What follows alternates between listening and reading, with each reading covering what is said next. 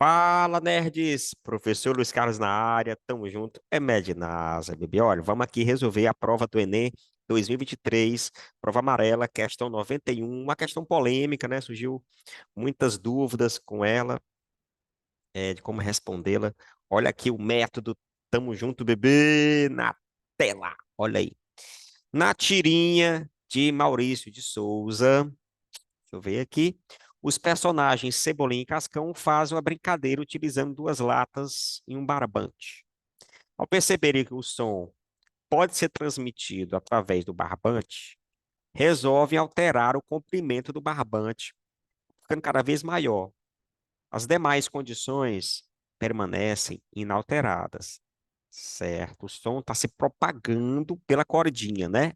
Certo. O som é uma onda longitudinal. Não é uma onda transversal. O Cebolinha não está pegando a cordinha e balançando, né? Não, ele está falando para que o Cascão consiga ouvir, tá? Na prática, à medida que se aumenta o comprimento do barbante, qual das características da onda que sofre alteração? Minha gente, a voz do Cebolinha não vai virar uma voz mais aguda e nem mais grave para o Cascão ouvir, não. A frequência é uma característica da fonte. Não vai sofrer alteração? Não. A frequência é a mesma. Lembrando que frequência tem relação com a sua altura. Mais grave, mais agudo, né? Já na questão, quanto mais distante você estiver, menor a intensidade, porque intensidade é a potência sobre a área. E a área é desse afastamento, né? O som se propaga se afastando do Cebolinha e a área é a área dessa propagação sonora, dado por 4πd quadrado. Não só pela corda, mas pelo ar também, né? O som vai decaindo, a sua intensidade vai diminuindo. Então, se a distância aumenta, a intensidade diminui, aliás, diminui bastante, né? Diminui com o quadrado dessa distância. Então, a intensidade tem a ver com a amplitude da onda. E a amplitude, portanto, vai sofrer alterações. A altura classifica o som em alto e baixo, e a intensidade em forte e fraco. A intensidade diminuindo, o som fica mais fraco para o Cascão ouvir, mas a voz do Cascão, a voz do Cebolinha que o Cascão vai ouvir, é a mesma, né? É a mesma frequência da voz, né?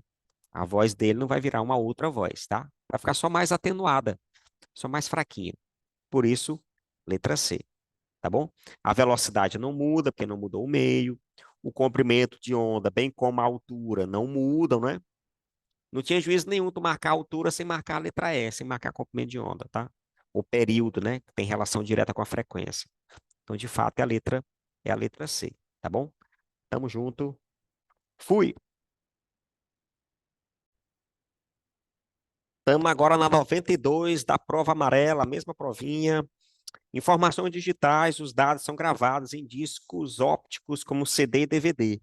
Ele vai aqui enrolando, né, tal.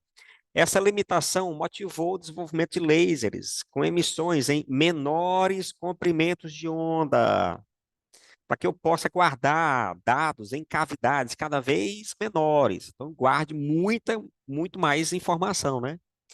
Quem tem menor comprimento de onda, minha gente, que massa, ó, menor comprimento de onda, são radiações de maior frequência. Quem tem maior frequência são das sete cores mais importantes, né? Vai desde o vermelho até o violeta. E depois do violeta, claro, o ultravioleta. E antes do vermelho, o infravermelho. Ele até colocou aqui numa letra E, né? Mas desses aqui, quem tem maior frequência é a cor violeta. Questão tranquilíssima, né? Facílima. Tamo junto, bebê. Questão 93, prova amarela, fala do Bluetooth, ele fala da intensidade, fala da distância, e a pergunta é quanto que vale a intensidade, que é a potência sobre a área, né? Pois está aqui a formulazinha.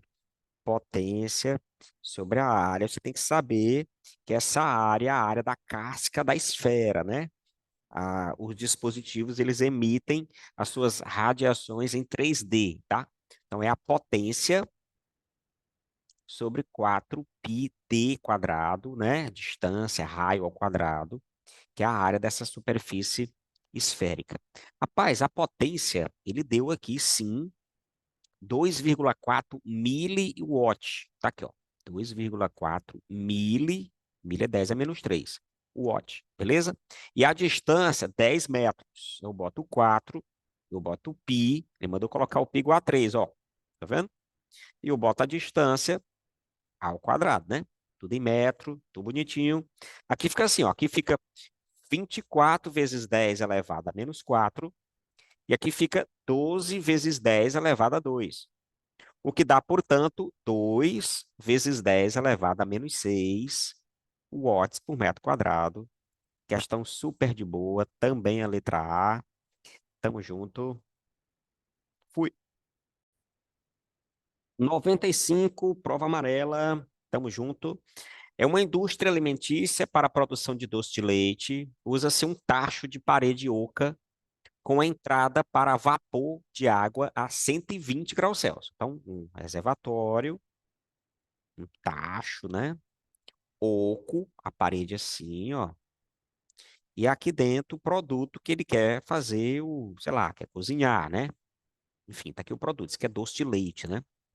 E o vapor da água entra aqui nessa cavidade oca a 120 graus Celsius. Vapor. Beleza. Beleza. E ele vai sair, né, a 100 graus Celsius na forma de água líquida. Lá do outro lado, sei lá, ele está a 100 graus Celsius como líquido. Então, ele condensou, né? Certo, sofreu liquefação. Ao passar pela parte oca do tacho, o vapor de água transforma-se em líquido, liberando, claro, energia. A parede transfere essa energia para o interior do tacho, resultando na evaporação da água e, portanto, a concentração do produto dentro do vasilhame, dentro do tacho. No processo de concentração do produto, a energia utilizada vem de onde? Ora mais, vem do calor sensível, porque eu estou levando o vapor. Ó, eu estou levando o vapor de 120 graus Celsius, eu estou levando o vapor para 100 graus Celsius aqui, ó. Vapor. Então, aqui é o famoso calor sensível, né? O famoso quimacete. Lá, que é, se fosse usar alguma formulazinha, eu usaria o quimacete. Beleza. Agora, em 100 graus Celsius, eu tenho que mudar de fase. O vapor vai passar para líquido. Aqui é a condensação, né? Vapor para líquido. Aqui, tu vê que a temperatura dele não está mudando. Durante a mudança de fase, a temperatura permanece constante, é uma isotérmica, né? Que seria o que moleza, o calor latente de vaporização em módulo, no caso, a condensação, né? Que é menos 540, a título de informação. Beleza, então tá vendo aqui calor sensível e latente de condensação do vapor, para liberar essa energia para o produto poder assentar no fundo do reservatório, tá? Então não é vaporização, é o quê? Condensação. Por isso, T de dado. Beleza? Tamo junto. Questão 97, prova amarela, física, medinosa, bebê, tamo junto. Rapaz, questão de gases, eu acho que eu consigo responder, se fosse eu na prova, só com o comando da questão. Não estou vendo reação química, né? Então tá super de boa. Gases é um assunto comum em física e química, a diferença é a reação que acontece gasosa, né, entre os elementos. Lá em química, em física, coisa bem mais técnica, né? Não envolve esse envolvimento, não tem esse envolvimento atomístico, né? Enfim, aqui uma questão que não é de comparação, é só o uso direto da equação de Clapeyron, tá? PV, nRT. Ele pergunta quem é a pressão em atm. Aqui, ó, o R, tudo em litro, atm, mol e Kelvin. Então, a pressão ele quer saber, o volume 100 ml, não pode, tem que pôr em litro, dá 0,1. Quantidade de mols, 0,1 mol. O R, a constante, 0,082. E a temperatura tem que ser em Kelvin sempre, né? Ele botou aqui a temperatura, mano, de 650. Passar para Kelvin é somar com 273, beleza? Então, 650 com 273. Minha continha. 3, 12, 923 Kelvin. Aqui, como tu nota, não tem conta pesada. Bem aqui, eu vejo, média NASA bebê, ó, que eu vou deslocar a vírgula duas vezes para frente, para ficar 8,2. E aqui eu compenso deslocando a vírgula duas vezes para trás, para ficar 9,2 aproximadamente. 8 vezes 9 é 72, né? E só tem uma aqui próxima disso, que é a letra C. Tamo junto. 76 ATM, letra C. Fui, bebê. 98, prova amarela de circuitos elétricos, para variar, sempre tem uma dessa, né? Essa aqui muito tranquila a questão, ó. Ele disse, mano, que uma lâmpada aqui queimou. A lâmpada L2 queimou. O que acontece com o brilho das demais lâmpadas? Minha gente, o brilho tem a ver com a potência. E a potência tem a ver, de acordo com a fórmula, ou com corrente, ou com DDP, ou com resistência. Mas, enfim. Aí ele pergunta o que que acontece com o brilho das demais lâmpadas se a L2 queimar. Olha, eu vejo que se a L2 queimar, a resistência do meu problema, que antes estava sendo aqui um R sobre 2, sei lá, vai ficar agora só o R. Porque se ela queima, não passa mais corrente nela. E toda a corrente vai passar só nesse resistor, né? Então, não tenho mais essa resistência. Portanto, a resistência que era R sobre 2 nesse pedaço, vai ficar só o R. A resistência total do meu problema vai aumentar.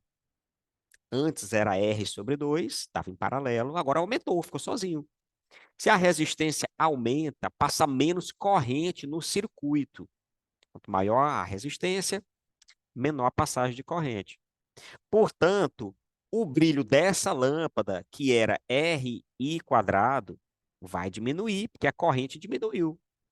O brilho dessa lâmpada, que era RI quadrado, vai acabar diminuindo, porque a corrente no meu problema diminuiu. Então, o brilho vai diminuir nessa lâmpada e nessa daqui. Vai ficar menos intenso em ambas as lâmpadas, tanto na L1 quanto na L3, se a L2 apagar. Portanto, letra C. Se usar a fórmula certa, não tem erro, né? Tamo junto.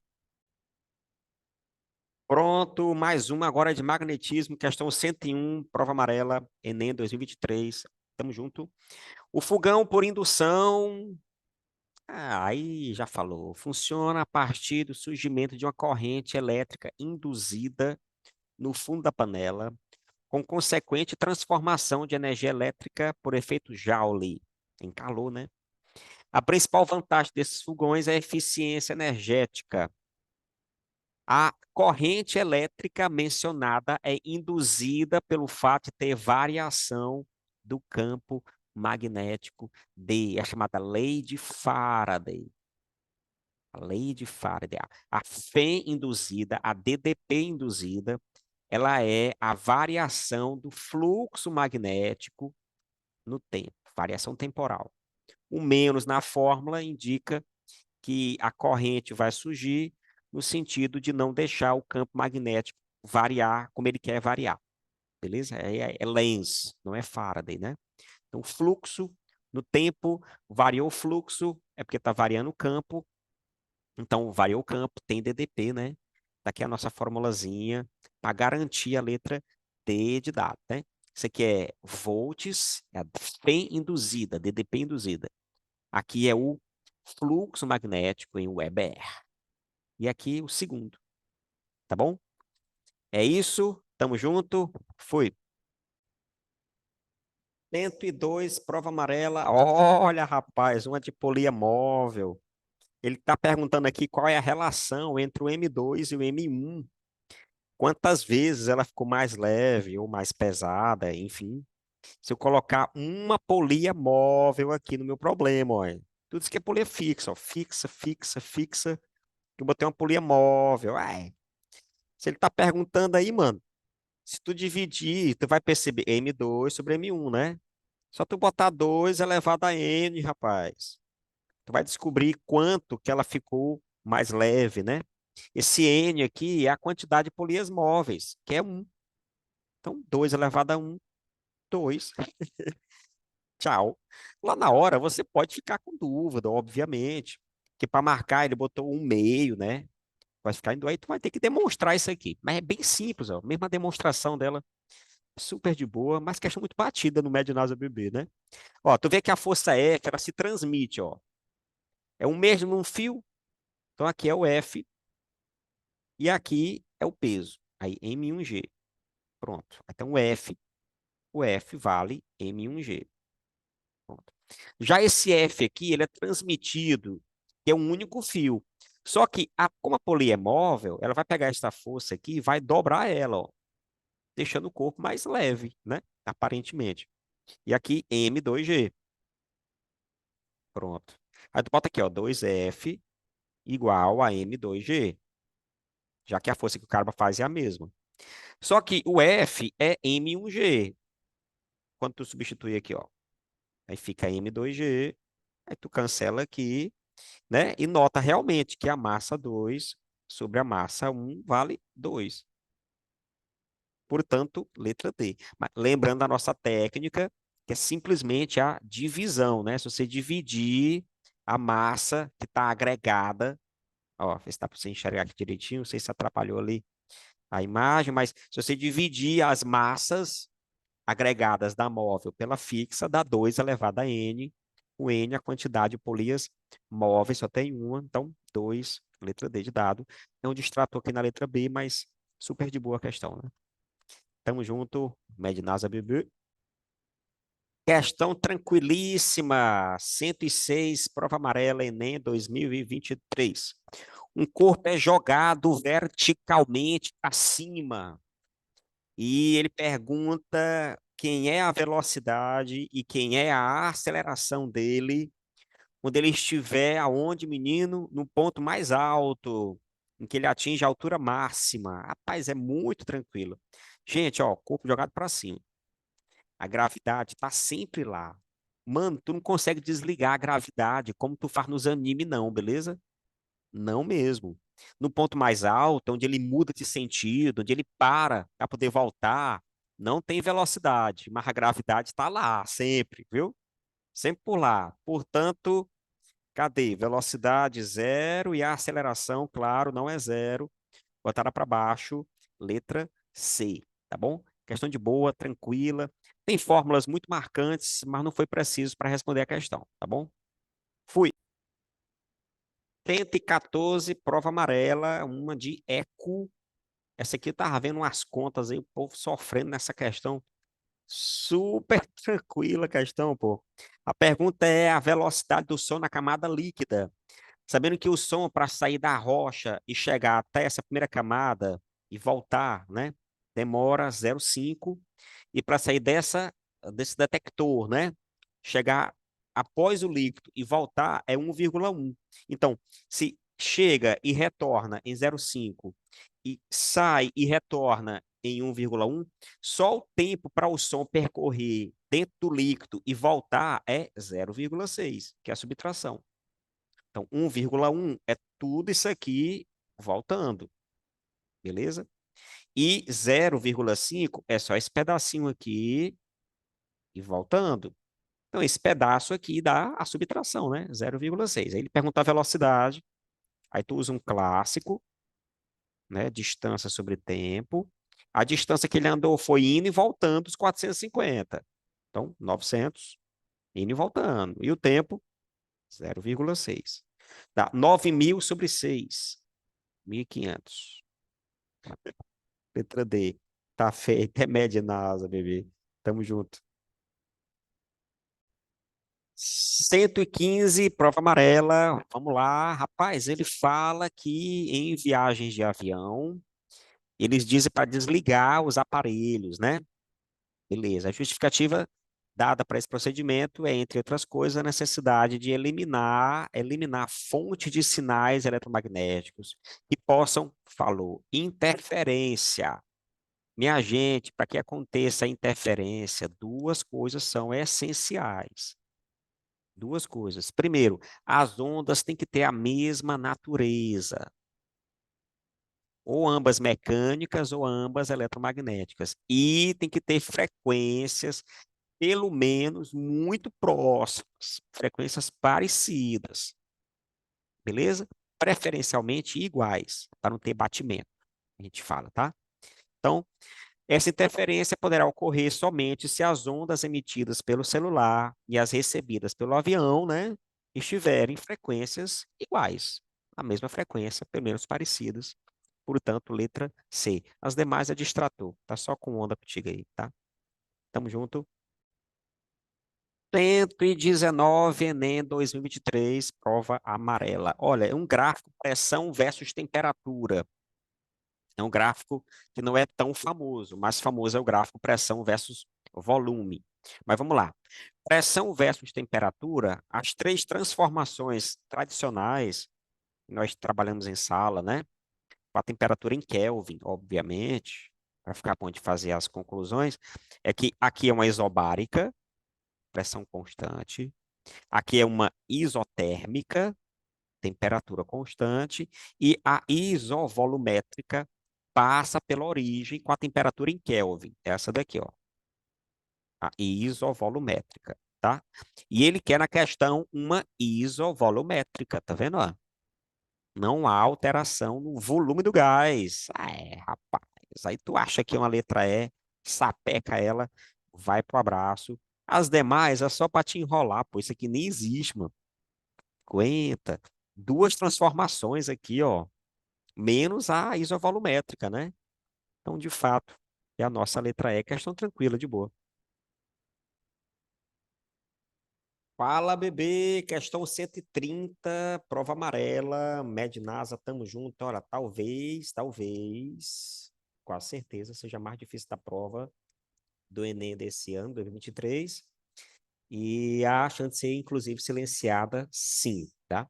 Rapaz, é um bloco que tá dentro de um caminhão e ele tá seguro por dois fios, uma à frente e outra atrás. Só que quando ele acelera, um dos fios fica mole e não tem tração. Porque tração, gente, é de tensão, tem que estar esticado. Já se ele freia, um dos fios fica esticado e o outro fica mole. Então, as trações, elas vão zerar em um certo momento, mas vai ter o valor da outra. Beleza? Enfim, aí ele pergunta o seguinte: ele deu a massa, deu quanto que ele acelera e o quanto que ele freia. Com essas informações, olha o jeito fácil de fazer a questão. O Med NASA BB.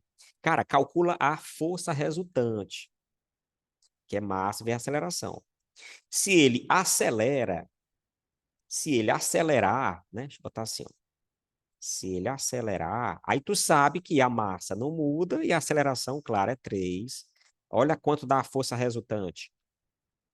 Agora, se ele frear, se for um freio, aí a 10 a aceleração é 5, dando 1.000. Bem, achei a força resultante. Lembrando que a força resultante aponta para onde aponta a aceleração. Tá beleza? Tá. Agora tu calcula o atrito, porque o atrito ele aparece aqui entre a caixa e o assoalho. Não importando a força resultante, o atrito está lá, né? Então, força de atrito vai ser o Mi vezes a normal. O Mi ele deu 0,2. E a normal é o peso da caixa. Se a massa é 200, o peso é massa vezes gravidade. Ó, dá 400 newtons. Aí, olha como é bom assim, ó.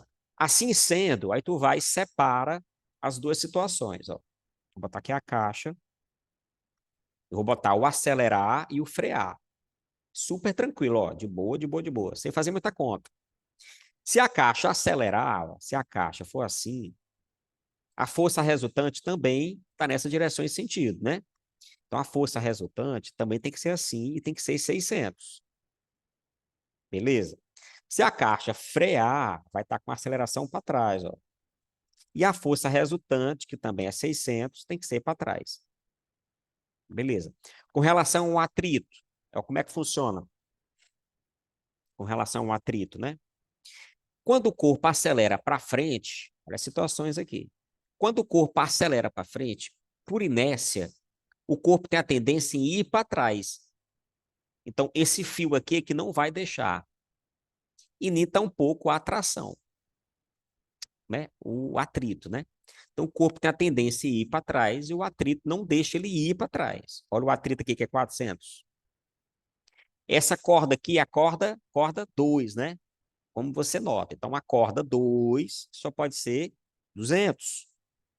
Porque 200 com 400 tem que dar os 600, que é a força resultante. Beleza? Então, tá feito. A corda 2 vai ser de 200 newtons. A corda 1 não vai estar esticada. A corda 1, a tração dela é zero. Facílimo, né? De boa. Pronto, agora vou para outra. Olha, quando o corpo frear, o corpo tem a tendência em seguir por inércia. E o atrito não vai deixar. O atrito é para cá, ó. 400. Beleza? Isso quer dizer que essa corda aqui não vai deixar o corpo, essa corda da frente, né? Ó, ela vai ficar mole, né? Porque o corpo está freando. E se ele está freando, ele tem a tendência em seguir viagem. Então, essa corda aqui não vai ter valor. Já essa corda aqui vai ter sim um valor. Beleza? Como a força resultante aqui está dando quanto? Cadê a força resultante? Está dando 1.000, não é 600, ó. É 1.000, tá vendo? Ó? Calculei aqui, não foi? Como ela é 1.000, então essa tração só pode ser 600. Porque 600 com 400 daria os 1.000. Beleza? Portanto, seria tração 1, 0, tração 2, 200, quando ele acelera, tração 1, 600, tração 2, 0, se ele desacelera, tá? 0, 200, 600 e 0, por isso, letra A. Essa foi a mais pegada do Enem 2023, prova de física, beleza? Método Médio NASA PB. Olha, uma de física moderna, rapaz, que fala dos raios cósmicos, a radiação ionizante, super de boa a questão, essa pela análise dimensional, análise de unidades, né? Mas é tratada, assim, de dose de radiação em física moderna. Então, a tal de Sievert, SV, né? É a unidade de energia recebida por unidade de massa. A exposição à radiação proveniente dos raios cósmicos aumenta com a altitude, diminui a proteção, né, contra os raios cósmicos, quanto mais alto a gente estiver.